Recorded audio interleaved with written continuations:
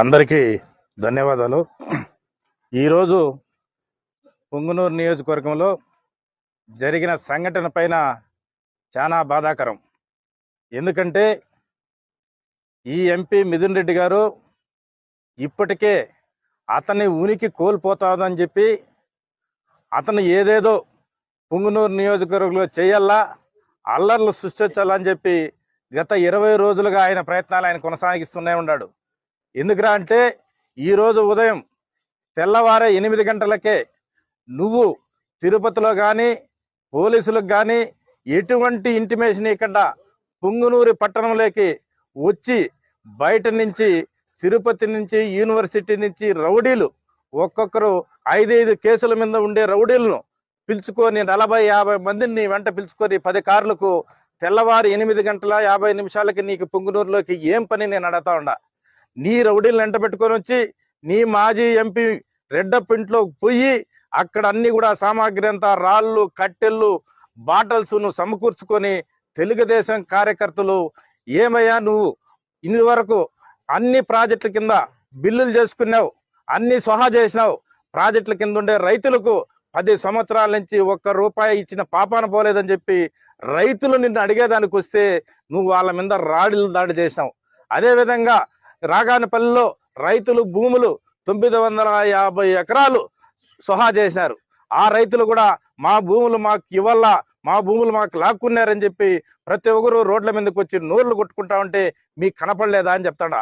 ఆ రోజు ప్రభుత్వంలో ఉన్నప్పుడు మీరు ఇవన్నీ చేయలేదా? గ్రానైట్లతోనేమి, భూములతోనేమి, బైపాస్ రోడ్ల భూములతోనేమి, ప్రతి ఒక్కటి అవుతాయి, ఇసుక అవుతామి, లిక్కర్ అవుతామి, ఇవన్నీ కూడా మీరు చేసినారు కాబట్టి ఈ రోజు ప్రజలు అవన్నీ గమనించి అవన్నీ వెనక్కి తెప్పించుకోవాలని చెప్పి ప్రజల ఆవేశంతో అడిగితే మీకెందుకు అంత బాధ, మీకెందుకు అంత ఆవేశం అడతా ఉండ? ఎందుకు మీరు ఇంతమంది రాళ్ల దాడి చేశారు? ఈ రోజు 8 మంది హాస్పిటల్లో ఉన్నారు. పండ్లు పోయినాయి, చెవులు పోయినాయి, కాళ్ళు పోయినాయి. ఇవన్నీ కూడా ఇప్పుడు కూడా ఆ రోజు మీరు దాడి చేసి ఆ రోజు మమ్మల్ని కేసులు పెట్టి దాదాపు 800 మందిని జైలుకు పంపించి నరకము చూపించినారు. ఈ రోజు మళ్ళీ తెలుగుదేశం ప్రభుత్వం వచ్చినా కూడా పుంగనూరులో మళ్ళీ మా మీదకే రాళ్ల దాడి చేసి మా కార్యకర్తలని కొట్టి నువ్వు ఏదేదో సృష్టించాలని చూస్తాడావు. నీ గన్మెన్ల కోసము, నీ ప్రయత్నము, నీ ప్రొటెక్షన్ కోసము చేసుకునే ప్రయత్నాలు అందరినీ బలి చేస్తాడు. నీ కార్యకర్తలు అవుతేనేమి, తెలుగుదేశం కార్యకర్తలు అందరూ కూడా నీ వెంట ఎవరు వచ్చినారు? ఈ రోజు పొంగునూరు ప్రజలు ఎవరు నిన్ను నమ్మడం లేదు, నీ వెంట రావడం లేదు. ఎవరు కానీ ఏ మండలం నుంచి కూడా రాలేదు. కేవలం తిరుపతి నుంచి రౌడీలను, ఒక కిరాతకమైన రౌడీలందరినీ తీసుకొచ్చి ఈ రోజు నీ వెంట పెట్టుకొని నువ్వు ఇంత దుర్భాగ్యంగా తెలుగుదేశం కార్యకర్తల మీద నువ్వు అమానుషంగా నువ్వు రాళ్ళదాడి చేయించినావంటే నిన్ను ఏ సంస్కృతి అని చెప్పేసి నేను తెలియజేస్తాడా. ఇది వరకు కూడా మా మీద పుంగనూరులో అయితేనేమి, సోమల్లో అయితేనేమి, కల్లూరులో అయితేనేమి నేను ఈ రోజు వీడియోస్ అన్ని చూపిస్తా ఉండా. ప్రతి తావన కూడా ఆ రోజు నన్ను 2 సంవత్సరాలు పుంగనూరులో బస్టాండ్లో పెట్టి ప్రతి ఆఫీస్ తీసుకున్నా కూడా తెలుగుదేశం ఆఫీస్ మీద మీరు దాడులు చేసినారు. నేను బస్టాండ్లో పెట్టుకొని పార్టీని నడుపుకున్నా.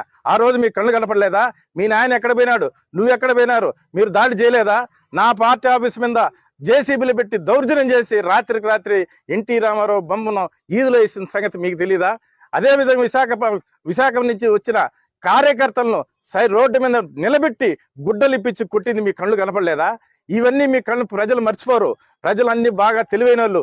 ఇవన్నీ కూడా ఆ సంస్కృతి మానుకోవాలని చెప్పి మా ముఖ్యమంత్రి కానీ, మా లోకేష్ బాబు గారు కానీ మీరు ఆపండి, మీరు ఎక్కడ ప్రతిదాడులు చేయొద్దని చెప్పి మా మంత్రి గారికి అవుతేనేమి, నాకు అవుతేనేమి ప్రతిసారి కూడా చెప్పడం జరిగింది.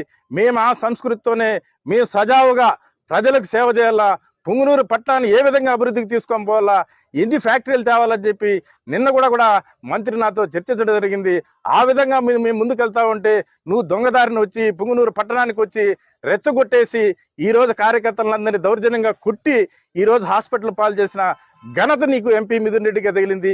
ఇవన్నీ నువ్వు టార్గెట్ చేసి మా ముఖ్యమంత్రి మీదో, మా లోకేష్ బాబు మీదో నువ్వు చెప్పుకోవచ్చు. నువ్వు ఎవరు ప్రజలు నిన్ను నమ్మే పరిస్థితులు లేరు అని చెప్పి తెలియజేస్తూ ప్రతి దానికి కూడా ఒక టార్గెట్, మా ప్రభుత్వం వస్తుంది నీ కథ చూస్తా. మా ప్రభుత్వం ఏది నువ్వు చూసేది? అన్ని చూసేసినావు, మమ్మల్ని అందరినీ జైలుకి పంపించినావు, అధోగతి పాలు చేసినారు.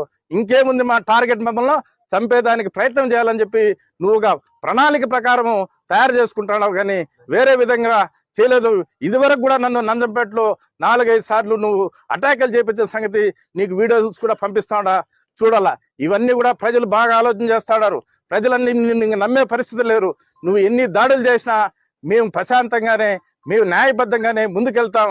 నీ పోరాటాన్ని ఏ విధంగా అయినా మీరు ప్రజలు అక్కడ నిన్ను సహించేది లేదని చెప్పి తెలియజేసుకుంటూ